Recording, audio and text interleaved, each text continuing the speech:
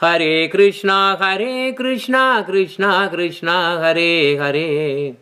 Hare Ramo, Ramo Ramo, Hare Hare. So welcome to everyone. So actually for this 3 weeks we will be actually broadcasting from Virginia. In fact, this is actually coming from Virginia. So today's topic is Bhakti, that eminence of Bhakti that we started last 2 weeks. And we'll just quickly cover the part 2 and then enter into Sraddha, which is basically the very first thing in our Bhakti Lata. So let us start the program. Now this is a list of the 9 different spiritual stages of Krishna Bhakti leading to the final stage called Prema, which is the fruit of the Bhakti Vriksha. It is compared to a vine, that is Lata, called Bhakti Lata. What are those 9 levels? Shraddha, which we will be covering today. Awakening of faith in Guru and Sastras. Sadhu Sangha, association with saints and devotees. Bhajana Kriya, practice of devotional service. Then Anartha Nivritti. Anartha means unwanted things. So Anartha Nivritti means cleaning our heart and obstacles from the path of bhakti, such as worldly desires and all those. Nishta, very strong resolve in Krishna Bhakti. Then Ruchi. Ruchi means continuous taste for bhajana. As I mentioned, Ruchi is one of the important steps. In fact, it is said that the real bhakti starts from Ruchi. So that is when one gets, it's a continuous taste and there is no question of even tiredness. Nothing will come. They can really work all the way 24 hours. So because the energy will be coming from the Lord. So then comes Asakti, completely focused attachment only to Krishna. Remember, Krishna is the only one to really give prema. All the other of his expansion, Vishnus or Mahavishnu, these and all the expansions, you cannot have prema bhakti. You can have bhakti but not prema bhakti that we are talking. That belongs only to Swayam Bhagavan Krishna, who is not avatar. No, people are misunderstand. No, it's not. He is the avatari. So, this Ashakti is actually the next level after Ruchi. Then comes Bhava. Bhava is a transcendental emotions. This is very powerful. And when that matures, as we will go, there are so many kinds of bhavas that will start manifesting. And finally, one will get the prema stage, which is the fruit. So pure devotees at higher stages above Asakti are able to see and even participate in the pastimes of Krishna all the times. Even this author of these books, Srila Vishwanatha Chakravarti, used to be immersed in the pastimes of the Lord all the times. He was not interested in preaching or anything. He has written so many scriptures, that is true, but the thing is, because he was actually immersed in these all the leelas. So the prema is a fruit, and that is unconditional and purest love for Krishna.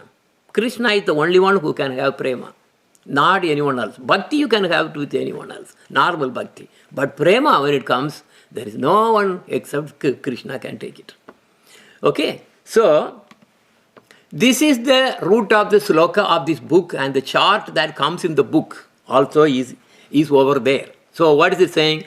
Ado Shraddha Tatha Sadhu Sango Ata Bhajana Kriya Tato Anartha Nivrittikshyat Tato Nishta Ruchistata Adat Saktis Tato Bhavat Tatta Prema Yudanjati Sadhakana Mayam Premna Pradurbhave Bhavet Krama. So this is actually the heart of what we are talking about. So faith, that is Sraddha, first awakens in the heart of the practitioner of Bhakti. As a result, a desire for the association of saintly persons, Sadhu Sangha, awakens. So one leads to the next one. So after that comes the stage where the obstacles to devotion are cleared. That is called anartha nivritti. And subsequently, firm faith nishtha in bhajana, devotional absorption awakens, followed by the awakening of transcendental relish, which is called ruchi. Ruchi means taste. In fact, the real Krishna Bhakti starts from ruchi, as I mentioned. So thereafter, intense attachment called asakti awakens to Brajanandanandan Sri Krishna, the only object of the bhajana, our bhajana. Surpassing even this is the awakening of transcendental emotion called bhava, which is the very form of pure existence, which is Suddha Sattva. Not Sattvic, it is Suddha Sattva, that more. And then the pure love of God, that is prema, arises.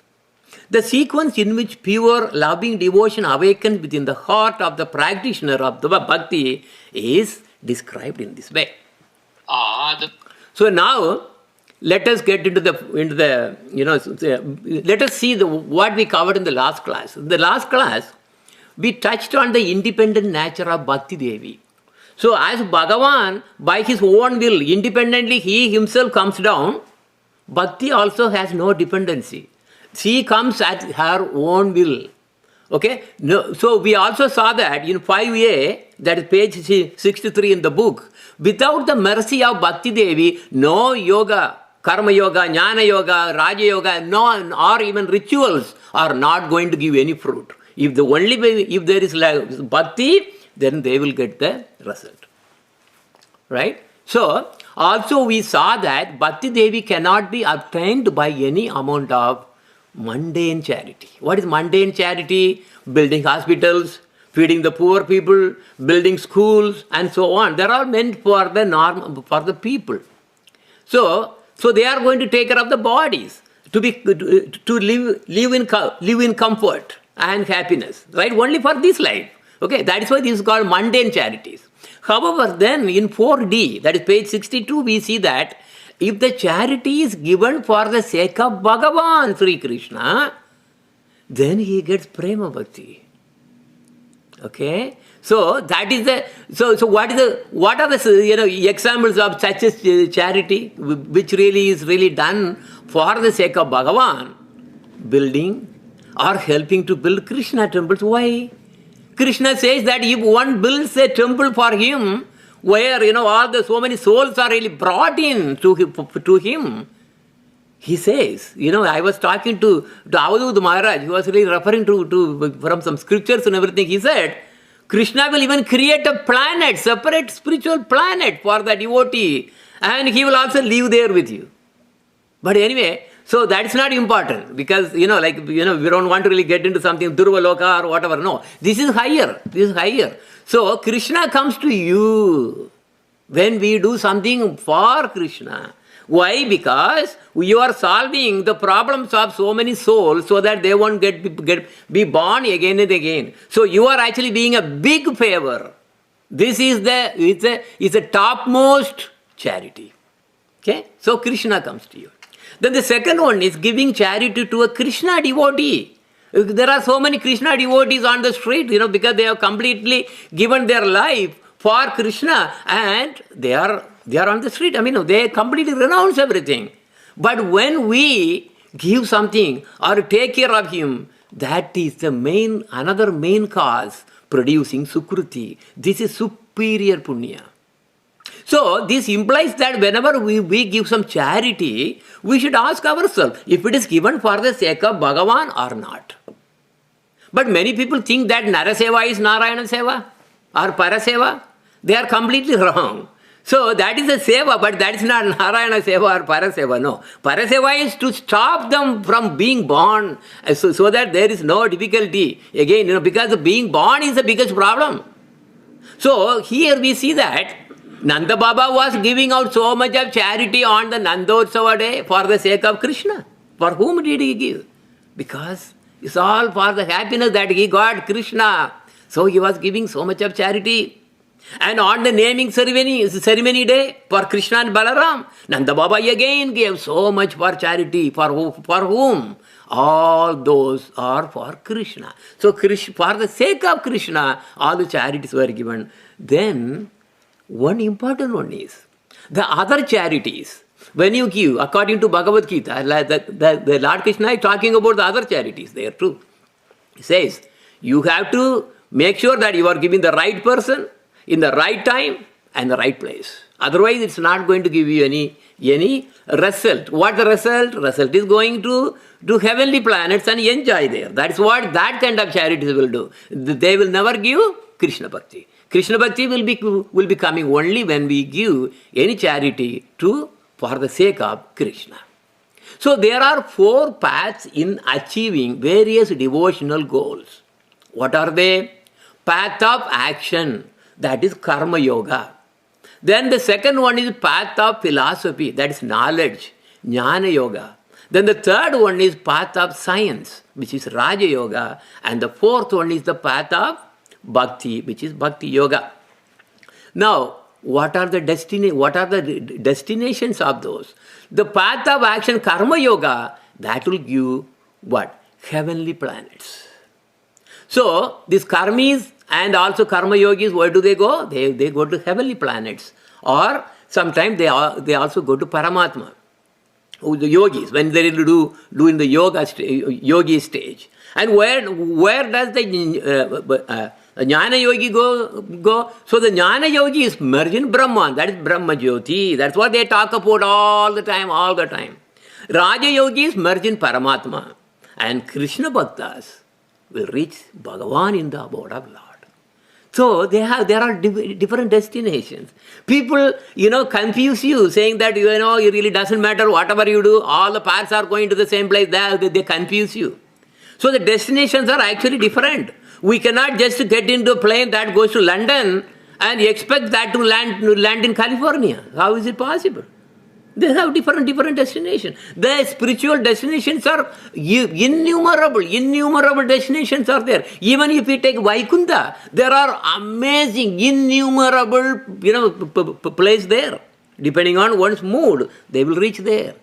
So the destination is actually different. You guys very, very careful. Don't get fooled by those arguments. And here is a very important truth to know also. What is that? Prema Bhakti, which we are talking about, is beyond even the demigods, the Devadas. The Devadas are also, they are not getting Krishna Bhakti. They get Bhakti. Bhakti is different. But Krishna Bhakti is very, very superior. That's what the topic of this whole course.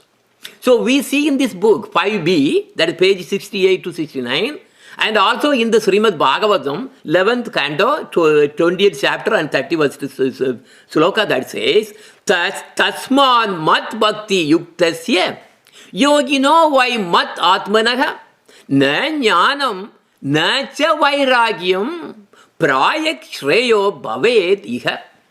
What is that? Bhagavan Krishna is saying to Uddhava, this is from Uddhava Gita. Because 11th canto, 20, that are all Uddhava Gita.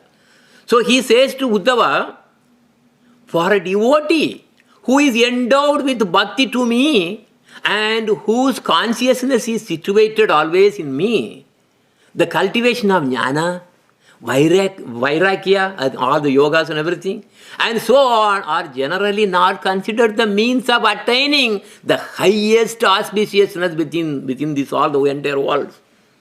So basically this is where the hint is. But this is unfortunately not available for everybody. But through bhakti one can obtain the highest goal, as we see. So what is that highest goal? That is Krishna Prema. Many people may not even know what is Prema Bhakti. That is a problem. Especially in India, if you really go, it's all completely hodgepodge. So Sri Krishna further again says to Uddhava, Yet karma bir yet tapasya jnana vairagya chayat yogena dana dharmena shreyobir itarair api. Sarvam mat bhakti yogena mat bhakto labhatte anyasa swarga pavargam mad dama katanchit yet yadi vanchiti. So through bhakti yoga, my bhakta easily gets whatever he wants. Effortlessly. Okay, see, effortlessly attain. See, karmabir, yet tapasya, or jnana vairagya chayet. So, yogena, dana, dharmena, all the things, whatever you do, what happens is, sarvam mad bhakti yogena, mad bhakto, my bhakta labhatte Anyasha. So anything that, sometimes, he really will say, my bhakta, maybe sometimes, they really want to really have something. They will get it very easily. So through Bhakti Yoga, my bhakta effortlessly, without no effort, very easily, attains that which is to be gained by the practices of pious action, karma, austerity, tapasya, knowledge, jnana, renunciation, vairagya, mystic perfection, ashtanga yogas, religious charity, dana dharma, pilgrimage to holy places, tirtha yatra, or saintly vows, vrata. All the things my devotee gets is nothing very easily. So also he says, although my bhaktas do not desire anything apart from serving me. So that is the nature of the prema bhakti. Even though he is saying, but the bhaktas don't really ask for it. Still under certain special circumstances, if they so desire, they can very easily attain heaven or liberation or even my abode. On the other hand, this is a catch. On the other hand, karma, tapasya, jnana, etc. are all fruitless without bhakti. They may do all kinds of things, but without at least a tinge of bhakti, nothing will come. We covered that in the last class. So here we see that without bhakti, Krishna bhakti, there is no use in any so-called spiritual activities. See? Without bhakti, nothing is going to really come. Now, in performing karma yoga, meaning the various ceremonial activities related to karma kanda Veda, because Vedas, if you see that, more than 75 or maybe 75 or 80% of the Vedas are actually called karma kanda. You have to worship Chandra, this one, Surya, these, all the demigod worships. But then the remaining is the what? Jnana kanda. Jnana kanda is all the Upanishads, 108 Upanishads, right? So now what it's saying, related to karma kanda Vedas, there are requirements regarding purity of time. You have to find what time you can give the charity, whatever these rituals that you are doing. And the place, good place, and the recipient, who is really getting the charity. So ingredients, they have to be very, very, very, very pure. And ceremonial formalities, mantras. So this is basically, if you see the Smriti Sastras related to all these rituals, they are very particular about that. But for Krishna Bhakti, there is no such regulations for Krishna Bhakti. Taking for example the Harinam Sankirtan or chanting. Is there a name, place, this is there? No. Na desha niyamastasmin, na kahala niyamastatha, no chistado nishedo asti, Sri Harer namni luptaka. So the indescribable greatness of Harinam, which is one of the angas of Krishna Bhakti, is such that its performance is not restricted by place or time. It can be chanted even when a person has food, he is eating, but he is chanting. In his mouth and on his hands, one hand he is having food and he is eating, and another hand he is chanting. So he is respecting that also. No problem. So in any condition, whether pure or contaminated, there is never any prohibition on the performance of Nama Sankirtan. On the other hand, when we do the rituals and charities, all the karma yoga, this, that, all kinds of things, it should be done at a proper time. Amavasya, Purnima, all kinds of things. It should be done to be in a proper and uncontaminated place. The charity to be given only to a qualified person. The ingredients used in the ritual should be very pure. The mantras recited must be uttered perfectly. But however, in Bhakti Yoga, this is 5e, the page 75 in the book. Right utterance of mantra is not important. But this is not the case in the other yogas and rituals. Kumbhakarna, the brother of Ravana, was born very strong. And he had the power to defeat even Indra. Lord Indra, the god of heaven, became afraid and became jealous. So he devised a plan to bring Kumbhakarna down. Once Ravana, Vibhishana, Kumbhakarna and others organized a huge yajna to please Lord Brahma. So Lord Brahma appeared in front of him and asked for, you said, you asked for whatever the boon for which you are actually doing this all the sacrifices. But meanwhile, Lord Indra has, requested Saraswati Devi, saying that please help me. If he gets these, then my throne is gone, my position is gone. And what happened was, as per Lord Indra's request, Goddess Saraswati twisted the tongue of Kumbhakarna.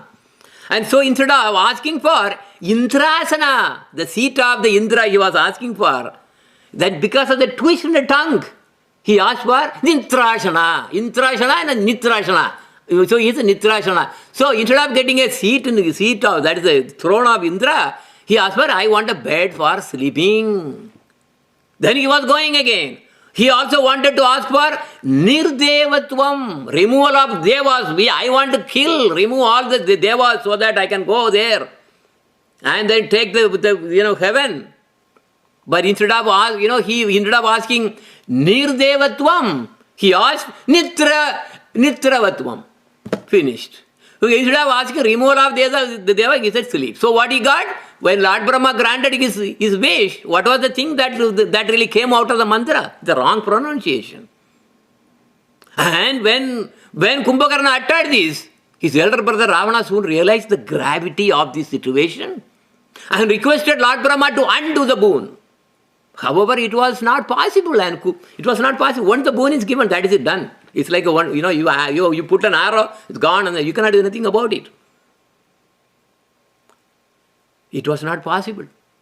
So what happened? Because of the Kumbhakarna ended up in sleeping for 6 months at a time in a year. He got the Nitrashana and the Nitravatvam, sleeping, a bed and sleep. Done. So basically, what it's saying is, if you are trying to do the rituals, basically doing the Bhakti, where you have to really, all those things are really have to be exactly muddy, which is perfect. Of course, that is rule bound by these kind of rules. If you tell wrong, you will be troubled. So in the book also, you will see a similar incident about Twashta Rishi.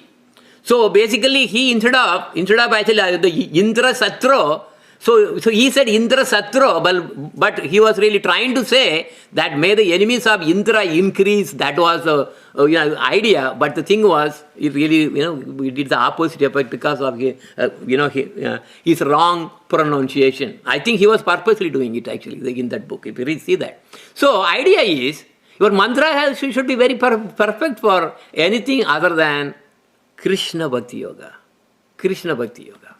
So non-bhakti related rituals have dangers, but Krishna Bhakti related activities do not have any such impediments. The farmer is like a lawyer performing his arguments in a court. Whatever he says, it's all recorded. It will go by that. If he said yes, it will be recorded as yes. You cannot really change it. The farmer is like a lawyer performing, like arguments. The latter is like a child talking and playing with his parents. He may say, milk, I want milk. No, the parents are not going to complain. You are not talking the milk properly, and the proper milk, you have to ask milk, then only I will give. No, it doesn't have that. He says, milk. So he's asking for milk. Because it is love, it's with a love. That is a big difference that you have to understand between Bhakti and Krishna Bhakti. They are different. So that is why it says like in Krishna Bhakti, in the path of Krishna Bhakti, you see that in actually 5D, in the page 74, it says, Murko vadati Vishnaya. Murko means a fool. Vadati saying, Vishnaya. Dhiro vadati Vishnave. The right one is Vishnave. That is the right syllable. Vishnave. Not Vishnaya. He doesn't know Sanskrit. So he says Vishnaya. So Murko, fool, vadatti Vishnaya, dhiro vadatti Vishnave, ubayostu samam punyam. Why? Bhava grahi janardana. Because that Murko means actually fool, that fool has Janardana, the bhakti for Janardana, Krishna. So, what happens? Samam punyam. Same punyam. Whether you say Vishnave correctly by others, or Vishnaya, or something like that you say, but we have Bhakti, the same result. Okay, so this is the beauty. So in fact, Lord loves the first one. That's why we love children. Why we love children? Because they pronounce everything wrong and they want to do something and all the things. So that is why. Yeah, so it says your father and mother are very pleased to hear the broken language of his infant child. In fact, hearing the child's chatter gives the father and mother even more delight than hearing the sophisticated language of his elder son. The elder son may be really very educated. He is really probably going to Harvard or something or somewhere. Who cares? They create only atheists. These all the big universities. They don't really teach anything about Krishna. They really make them properly channeled to become atheists. Finally, they will become so Sraddha in wrong thing, the materialistic thing, and they say, yeah, I am very knowledgeable. That has no value. But anyway, so when compared to that kind of saying, sophisticated language and wonderful speaking, a child chatter, malalai, that gives more delight. Because it is, it's like bhakti. So similarly in bhakti, even if a devotee's articulation of hymns, all the prayers and everything in praise of Bhagavan lack the clarity, Krishna accepts only loving sentiment. He doesn't look at that word. He looks at how lovingly he is really trying to do. Right? So Krishna accepts only the loving sentiments and understands the internal feelings of the devotee and is delighted. See the example of Andal and the example of Sabari. Who in the world will first wear a garland first and then offer to the Lord? Who in the world will first taste the fruit and then offer the remaining to the Lord? Such is not the case in the fire sacrifice, the yajnas. Do you think that you will taste and then put it in the yajna? No. So that is the difference. Have you also heard about a devotee from Argentina who never travels anywhere without his Krishna deities? Whether he travels by plane or bus or train, he books 2 tickets, 2 seats. One for the deity and one for him. This is a kind of sentiment that the Lord really relishes. Again, now this is 5H, pages 82 to 83. Here we see how much Lord Krishna yields to his devotees. While no one can get into yoga or jnana without qualification, you have to have a pre-qualification. You have to have gone through niyama, ayama. So many rules and regulations are there. Only then you can enter into this yoga or also jnana. Bhakti yoga does not need any pre-qualification.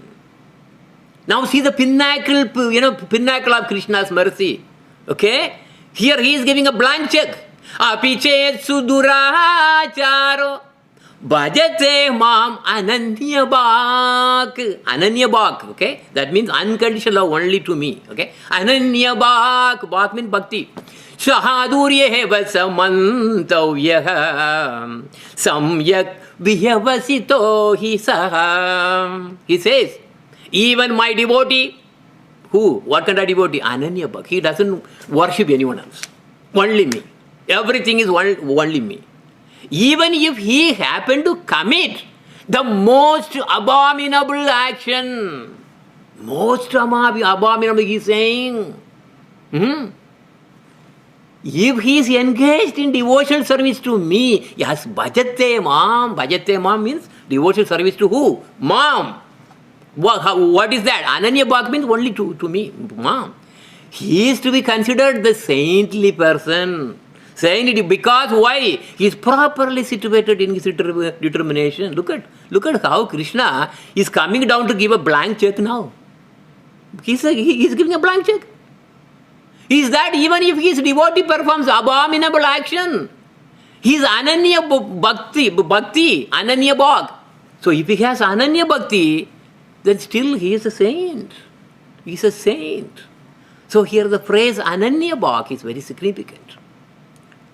So now you understand. Okay, so the full meaning is that person who does not worship any demigod or goddess, but only worships me, who does not perform jnana, who does not perform karma, who does not perform yoga, etc., but only performs bhakti to me, and who does not aspire for anything apart from my satisfaction. That is the thing.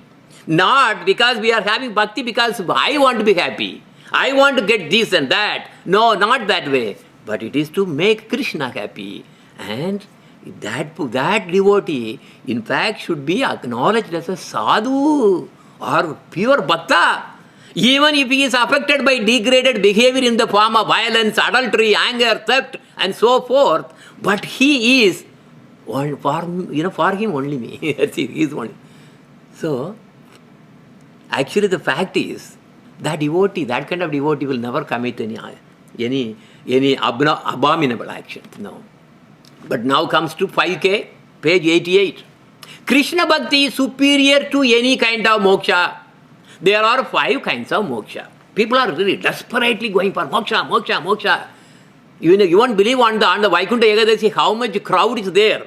Because, they say, we have Vaikuntha, this gate is open. That is not the case with Krishna Bhakta. There are 5 kinds of moksha. Sahalokya, residing in Vaikuntha. Sa Lokya. Lokya means same place where Lord is there. Here as Narayana. Samipya, residing in Vaikuntha but nearer to God.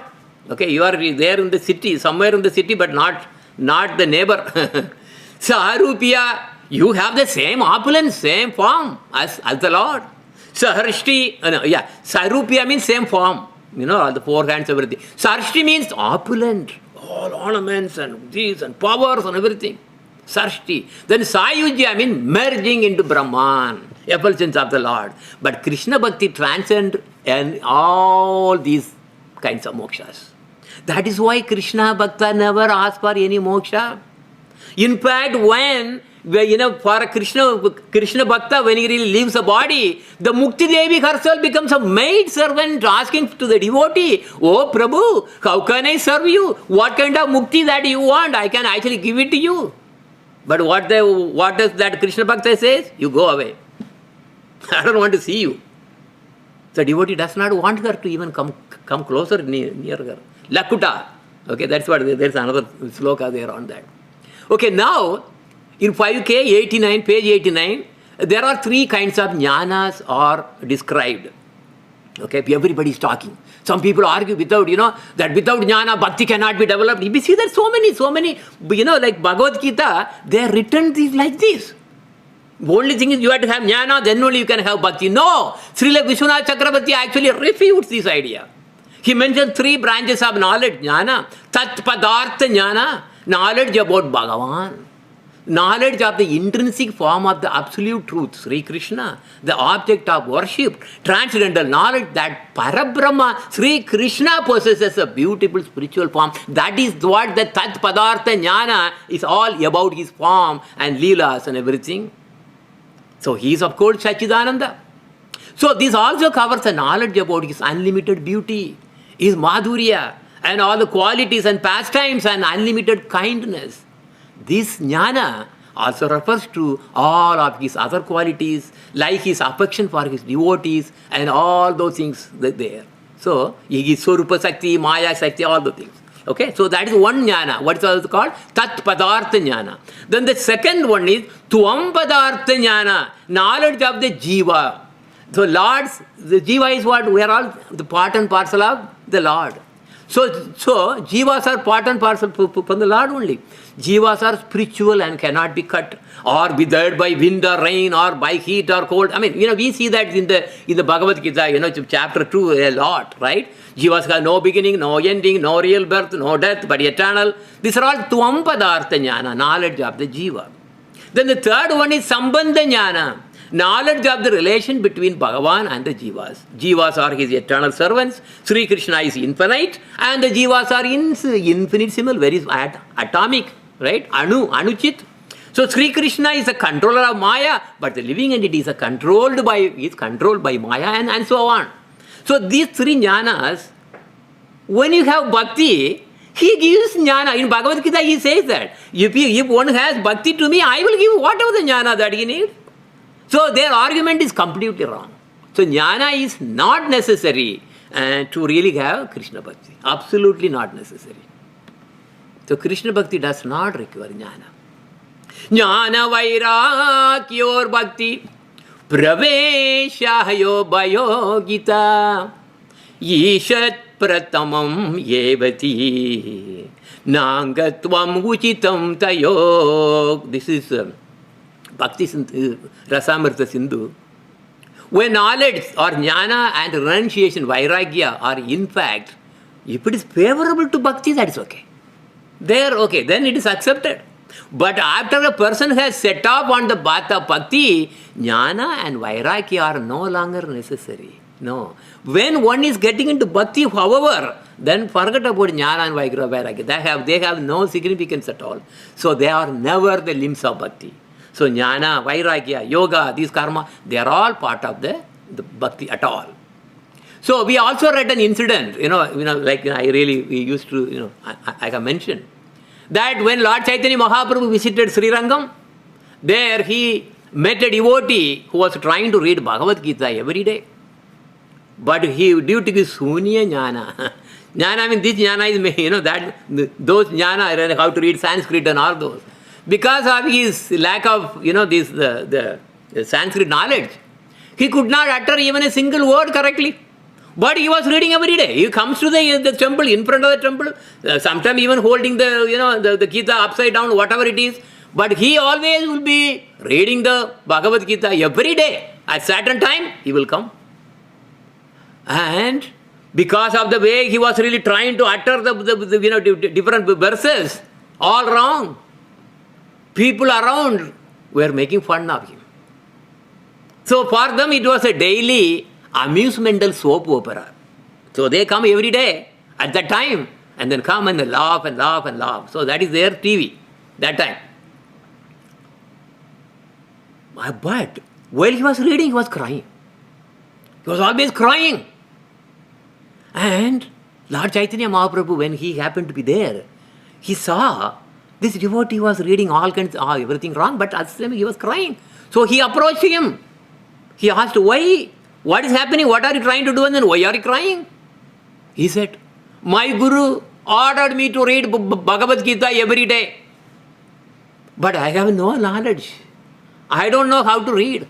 I don't know anything about Sanskrit. I am just coming and they're trying to read something, but they are wrong. But, okay, that is fine. Then why are you crying? Are you crying because you are not able to read it? No. I don't care how I am reading, but the thing is, as soon as I open and then start reading, I see the vision as how Krishna, even though he is the supreme Lord, became a servant, a chariot driver to Arjuna. I cannot tolerate. So I am crying and crying and crying.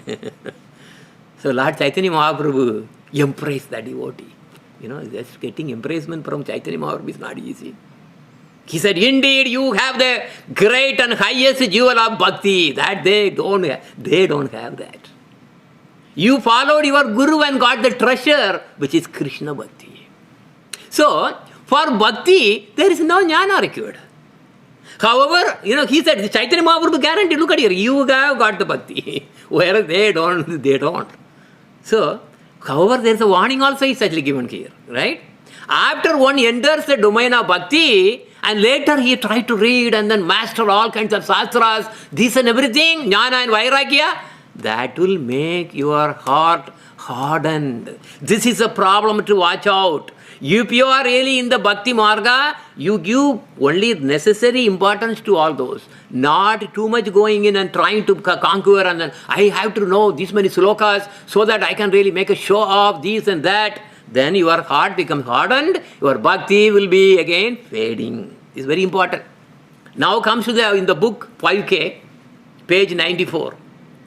So we have seen the preeminence of Prema Bhakti. However, we have seen in the previous classes, it is very rarely obtained. But why it is so rare? Here comes a precise answer. Bhukti, okay. Bhukti mukti sprihayavad pisasi kriti vahartate Tavat bhakti sugasyatra katam abhyudayo bhavet. How is it possible? Why not everybody is getting prema bhakti? We say bhakti, bhakti, bhakti. They do all kinds of things. Going to temple, Surya, Satyanarayana puja, these, Vishnu Sahasram, all the things they are doing. But they don't have the Krishna bhakti. He's saying, how is it possible for the ocean of devotional happiness, which is Krishna bhakti, prema bhakti, to appear in the heart as long as the witches, what are the witches? Pisasi. What are the pisas? Desire for self-enjoyment. I want wealth. I want this. I want that. I want that. I want finally moksha. If they are present, how can they get this? They are all pisasi. So the same truth comes again there in the book. Krishna jadi chute bhakte bhukti mukti diya kabu bhakti na dena rakhena lukaya. As long as the hankering for sense enjoyment and hankering for moksha remain in the heart of the bhaktas engaging in bhajana, Sri Krishna does not give them prema bhakti, no. He hides. Rather, Krishna conceals it from them. He even hides from them. Look at here. That's what he's saying. They are tricked and fooled by Krishna to see him as an avatar. He even tricks Mayavadis to see him just as a Superman. And he even tricks Mayavadis and so many people to, tricking them that, these are all mythology. Krishna never existed. Rama never existed. All kinds of things they will do. Why? Because they are in a different mood. They are not eligible to get Krishna Bhakti. So, now why should he conceal Prema Bhakti from them? Because they are with two kinds of diabetic types. Two kinds of diabetes they have. What are the diabetes? Type 1 and type 2. Bhukti, type 1. Bhukti means what? I want wealth and this and that, all kinds of things for sense enjoyment. That's called Bhukti. Bhukti. Mukti, second, that's the type 2. Mukti, I want Mukti. So, with this kind of diabetes, how can you really eat Rasagulla? Can you? No. You cannot give. Nobody will give you Rasagulla because it's dangerous. So will you give Rasagullas for those diabetic persons? That Rasagulla is the Prema Bhakti, Krishna Bhakti. And the Mukti, the Bhukti is like type 1 and the Mukti is like type 2. So when a child falls ill, an affectionate mother keeps Rasagullas, sweet rice and all the things hidden somewhere else. Right? She gives him only those things when he becomes healthy. Otherwise not. So when bhakti develops and the hankering of bhukti and mukti vanishes, then he can be given Rasagulla, which is Krishna Bhakti, Krishna Prema. So in the same way, Bhagavan keeps bhakti hidden from unfit bhaktas. It is normally the case that, it is not normally the case that Sri Krishna does not want to give Prema Bhakti to his own devotees. This is actually also, mentioned in Sri Chaitanya Charitamrita.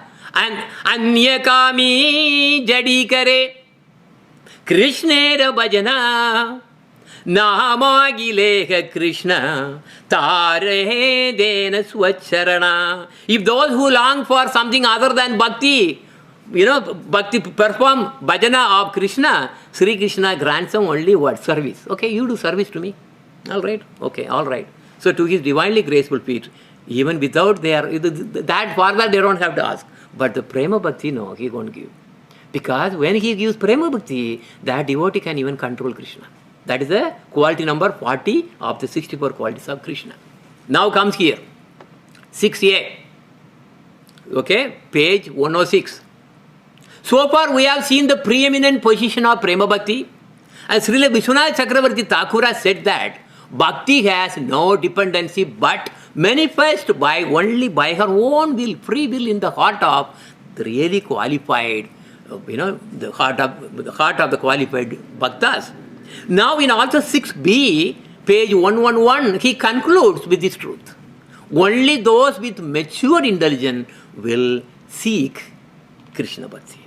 Tatapitam vinanyatra pravritto. Like that the sloka goes.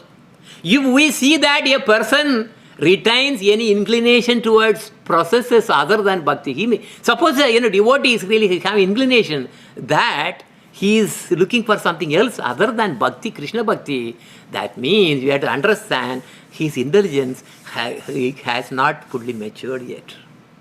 So Shastras state that one should not waste this rare human birth by having inclination to anything other than Bhakti. And Srila Jiva Goswami says, a person who is averse to Hari Bhajana or Bhakti but is densely absorbed in sense gratification is like a dog which pursues useless material enjoyment. Like a pig to eat the stool of sense enjoyments.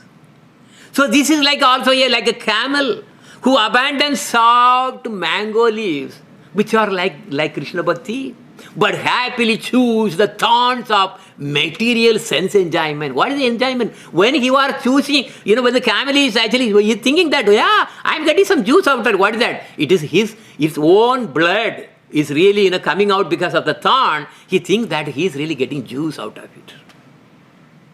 This is a false enjoyment. Or like a donkey who happily carries a heavy burden. What is the burden? Material existence. When we are born, we have so many problems on our body. We are carrying. And at the same time, it's like a donkey which is really going after a female donkey which kicks back with the hind legs. So this is the situation of us. Now, let us look. Okay. So we should be able to really finish it up. So Sraddha I will cover quickly. Okay, being said, now let us enter into Sraddha. Sraddha is a very foundation of Bhakti Lata. Sraddha means faith in Guru, Vaishnavas and Shastras. A devotional life without Sraddha is like building without a foundation and thus has no use. In this world, Jivas have two kinds of mentalities. One, those who are planning to live and stay in this world. And second, those who are planning to leave this world. Okay, there are big difference. Two mentalities. One is those who are planning to live and stay in this world. They are doing all the preparation, buying homes, buying this, buying stock markets, buying this and all kinds of things. The second one is those who are planning to leave the world. But who is intelligent? What is the surest thing that will happen? Leaving from this world is the sure thing to happen. Not to stay. Even Lord Brahma, who is the creator of this world, is not an exception. He also has to leave. So the first kind of people thinks that this world is a heaven. They think that tickling momentary happiness is great. They amass up so much of wealth. They get so many degrees and diplomas and aspire for name and fame. Every day we see the sun and looking forward to enjoy the beautiful day. But only intelligent person will understand that when the sun is actually coming, what exactly it is really telling us. It is coming. He will understand. That intelligent who is really planning to leave this planet, preparing to leave the planet, will think that the sun is coming every day to subtract the day from our life, from my life, not to enjoy.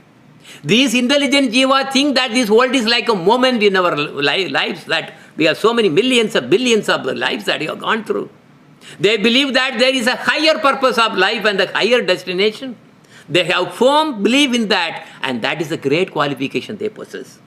They are inclined to read the Vedic Shastras revealed by the supreme authorities, and that belief is simply called Sraddha. How many people in this world have Sraddha? Sraddha means faith in Guru, Vaishnavas and Shastras. Where do we actually have our Sraddha, our faith in fact? Our Sraddha is in everything except God and His words. Our faith is in the warranty of our refrigerator. Our faith is in the warranty paper of our car. And so many warranty papers we have faith in, and we keep those warranty papers in a locker with that much of faith. Why? Because we have complete faith in them. But do we have faith in the words of the Lord? In Gita, Lord Krishna says, I am the Supreme Lord and there is no one else above me. He says this so many times. that the only thing that we have to do is have faith in me and surrender to me. That's what he says. He gives 100% guarantee. Sarva dharman parityajya. See, how many slokas? He gives 100% guarantee that if we do, we will reach him for sure. 100% guarantee. Nobody will give 100% guarantee. But do we believe in his warranty? No, we do not have faith in the words of Krishna. We hang on to our worldly warranty papers. We have faith, full faith in those words carefully printed in small letter words that we can't even see. And without actually wearing a magnifying glass to read the warranty paper, what is written in there as a condition. These conditions have so many things, like carefully crafted by company lawyers. But we have full faith in them. This is our pitiable situation. The fact is that the very first step to enter in Krishna consciousness is to have 100% faith, Sraddha. 100% Sraddha in the words of Krishna. It is said that faith can move mountains. But here is the big problem now. Yes, faith can move mountains, but how can I really get it, and where should I have the faith? There are so many made-up religions asking to have faith in them. According to Srimad Bhagavatam, there are so many cheating religions. See? Unfortunately, many are attracted only by those cheating ones. So our faith should be in the right thing. Having faith in the wrong thing is not good. Having no faith in the right thing is also not good. Having faith in the right thing is the best, but extremely rare. Suppose someone gives you a real diamond and you do not believe, then you are at a loss. And if someone gives you a fake diamond and you believe that it is genuine, then also you are at loss. But how do we know what is the right thing? That depends on you alone. If you have a crooked heart, you will be attracted to crooked philosophies. If you have soft heart, kind heart, you will be attracted to the truth. Once a woman was negotiating with her, because people normally try to bargain. So he was bargaining on a pair of very high class of footwear. No rebate, nothing. No, it was a fixed price. She was so adamant that she would give only half the price. After a very long negotiation, the salesman was so upset but agreed. All right, and he packed her footwear and he got the 50% of the price that she was adamantly negotiating. The lady had full faith that she won a big deal.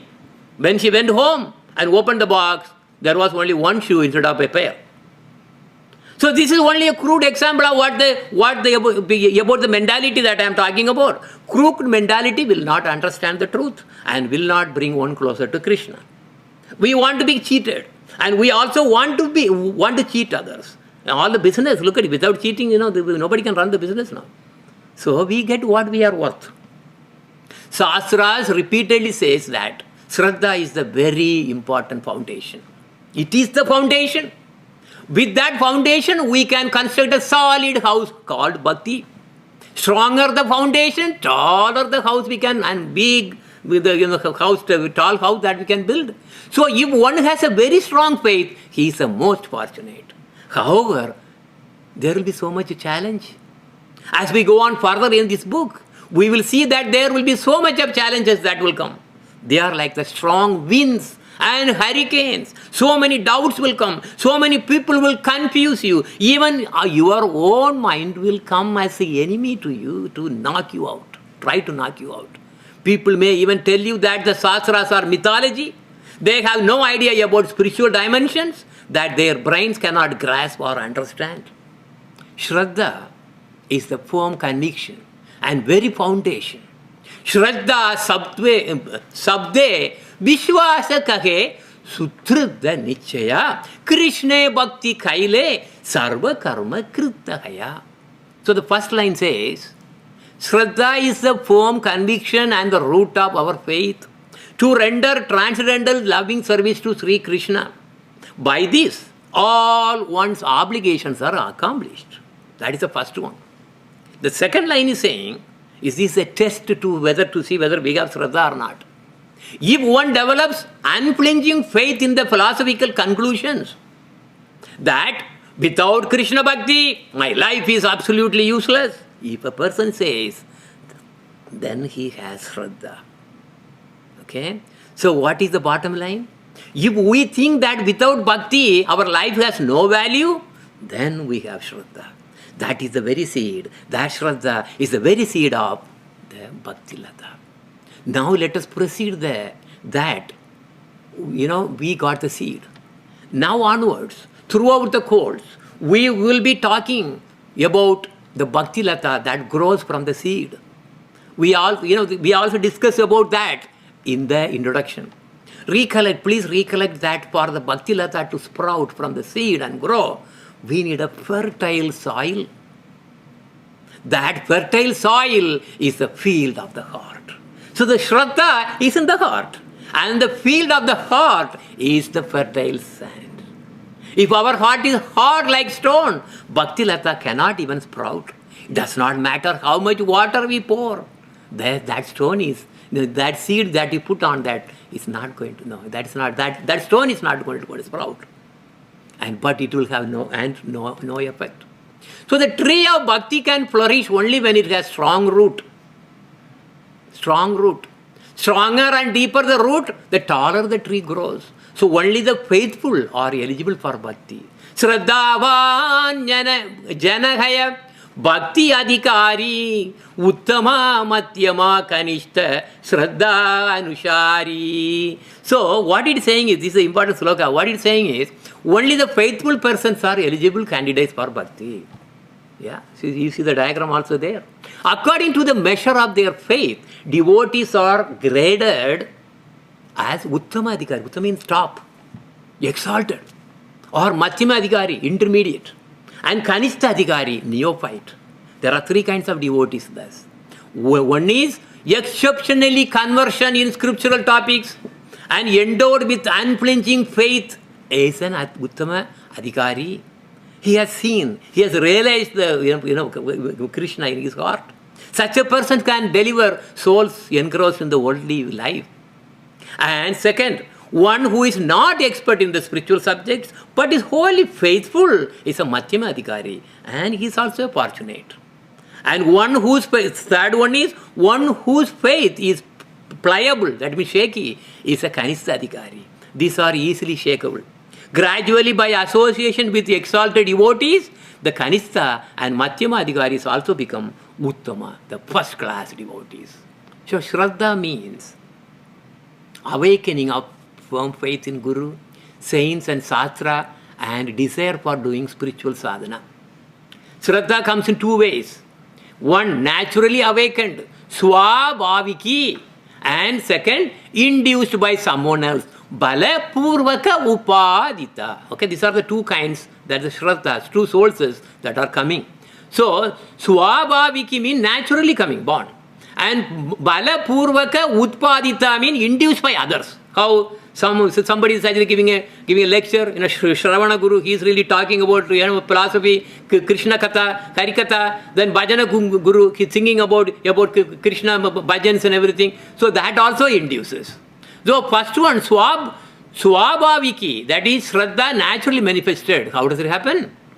This is due to the Sukritis, your punyas that you have accumulated from previous births. Krishna says that any pious acts, that Sukriti that you perform, the Sukriti will be accumulated in your account for the Jiva and is passed on his subsequent births.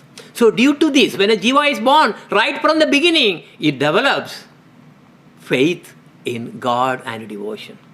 There are so many cases where, when you are a child, at very early stage, he just renounces their lives and takes sannyas or choose to live in a monastery and so on. One solid example comes from Srimad Bhagavatam, where Srila Sukadeva Goswami, as soon as he was born, he ran away from home. Even though Vyasadeva was calling, oh son, son, son, he never looked back even. All these are due to its previous Sukriti. Second one is Bala Purvaka Utpadita, Shraddha induced by others. This happens when a Jiva attends and listens to Harikatha from a Bhakta. And the Jiva hears and sings Kirtans from a Bhakta and so on. Those souls are called Sravana Gurus, those who speak Harikathas, or Bhajana Gurus, those who sing and perform Kirtans and so on. And last, in 2a, page 118 and 119, He says, Brahma. Okay, so how this mercy is coming in whatever the form that is either by itself or through others to the jivas, so that jivas gets to prema bhakti. Brahmanda Brahmite Kohana Bhagyavan Jiva Bhagyavan Jiva Guru Krishna Prasade Paya Guru Krishna Prasade Paya Bhakti Lata Bija Bhakti Lata Bija. So what happens? A jiva who is ours to Krishna roams throughout the universes in various species of life. There are 8.4 million kinds of species to take birth. Why? Because due to the results of his own karma activities. But when a good fortune generated by the causeless mercy of exalted personalities arise for him, when the opportunity comes, because that Krishna arranges, by the mercy of Krishna, and what happens? You get a guru. So that comes from a guru. So he gives the seed of bhakti. So then the creeper of devotion is actually what? It actually grows from there. So then the devotee, after receiving this mercy, what is the mercy? Krishna bhakti. From whom? From a high class devotee who has really come to really to take you back. And then that seed, when it's really there, then also through his instruction, harikatha, bhajans and everything, so the Sraddha really what develops, right? There are two kinds of Sraddhas, right? And because of that, then after that, by associating more and more Sadhu Sangha and hearing Shravana and chanting Kirtana and everything, with all the things, then the seed will really start growing. So in the next class, we will enter into the next stage. It's called Sadhu Sangha. So when the seed sprouts, Krishna automatically arranges Sadhu Sangha. Sadhu will come to you. You will be exposed to see the face of a sadhu. So when it happens, then that means the mercy is coming. You better make use of it, because opportunity knocks only once. Okay, that is up to you to take it or not. So the summary of the class is, only the charity for the sake of Bhagavan gives bhakti. Okay, 4 paths: karma, yoga, jnana, bhakti. They have different destinations. Karma, jnana, raja yogas can never give prema bhakti. Don't get to the karma yoga or jnana yoga, raja yoga. They have nothing to do with prema bhakti. They will never give. Unlike karma and jnana, purity of time and place is not important for rituals. So bhakti does not have any ritualistic faults. You can do any time. Even the most fallen can practice bhakti. Krishna bhakti is superior to any kind of moksha. There are 5 kinds of moksha that we talked about. Krishna bhakti is, okay, then Krishna bhakti does not require jnana. No jnana is necessary. Look at it, how easy it is. But how will you get Krishna prema is the thing. It has to come from the mercy of some saintly persons, like Brahmanda Pramita Kona that we talked about. Krishna bhakti is far away for those who want bhukti or mukti, sense enjoyment, selfish enjoyments, and also who want bhukti. Krishna bhakti is not going to be available. No, just impossible. Only the most matured will resort to Krishna bhakti. This is very important. That means only most intelligent will resort to Krishna bhakti. Sraddha is the very foundation and first symptom for bhakti, that we entered into the Sraddha. There are 2 ways for Sraddha to appear. Swabhaviki, naturally born due to previous Sukriti. Then Bala Purvaka Utpadita, induced by other Krishna devotees. And only a Guru can give or activate the seed of bhakti. With that said, thank you so much.